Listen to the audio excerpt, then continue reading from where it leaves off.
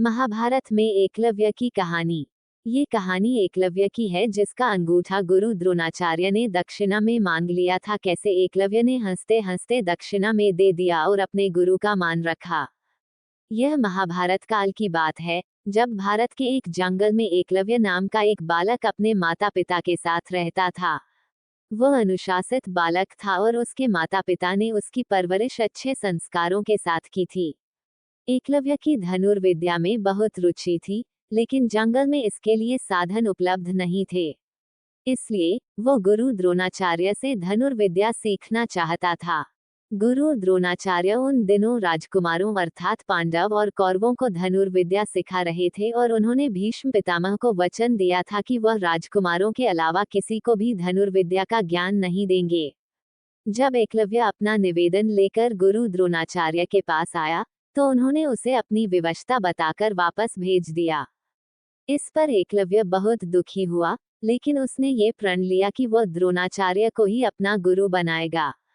शारीरिक रूप से गुरु की अनुपस्थिति के चलते उसने उनकी मिट्टी की मूर्ति बनाई और उसके सामने तीर कमान चलाने का अभ्यास करने लगा।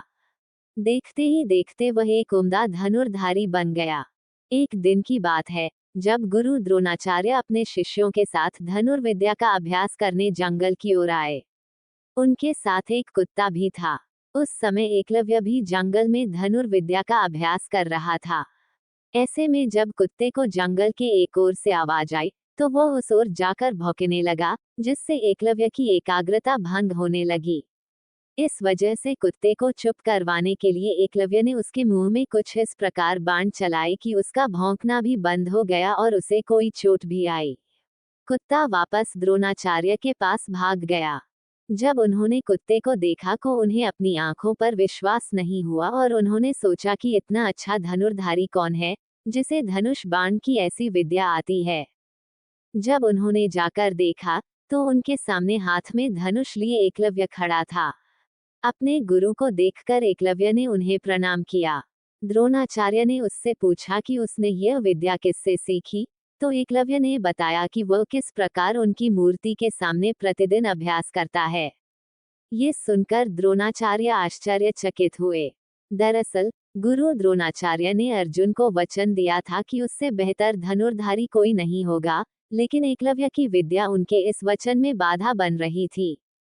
ऐसे में उन्हें एक युक्ति सूझी।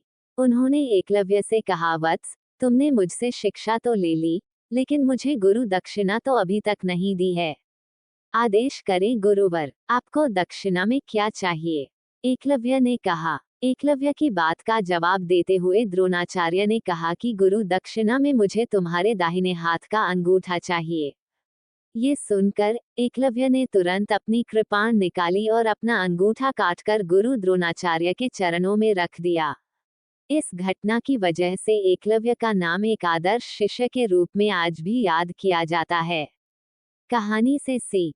बच्चों, वीर एकलव्य की कहानी से हमें ये शिक्षा मिलती है कि अगर हम अपने लक्ष्य के प्रति पूरी तरह समर्पित हैं, तो उसे हासिल करने के बीच में आने वाली कोई भी बाधा अहमियत नहीं रखती।